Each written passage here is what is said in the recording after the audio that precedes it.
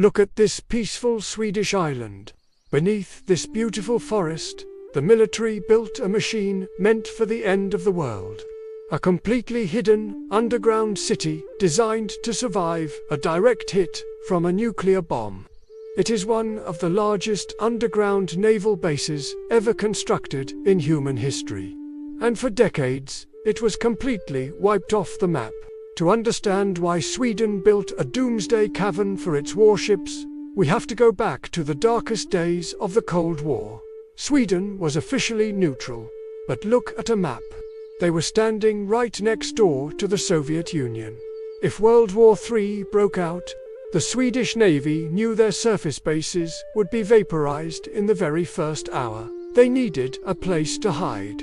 So, in 1950, they looked at the island of Musk, just south of Stockholm, and they started digging. This wasn't just a bunker. This was an act of extreme engineering.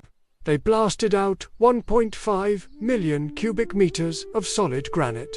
That is enough rock to build the Great Pyramid of Giza. All removed in absolute secrecy. What they built inside is hard to comprehend. The Musk base is essentially an entire city buried underneath the earth. It contains miles of underground roads, command centers, mess halls, and a fully equipped hospital with over 1,000 beds. During a crisis, more than 1,000 troops could live down here, completely sealed off from the toxic surface above. But the most terrifying features of Musk are the dry docks. They hollowed out caverns so massive that entire destroyers and submarines could sail directly from the Baltic Sea, straight inside the mountain. Once inside, the water is pumped out, allowing engineers to repair the warships in secret, completely hidden from Soviet spy satellites. The entrances are protected by shock-proof blast doors weighing hundreds of tons, designed to withstand the overpressure of a nuclear detonation just outside.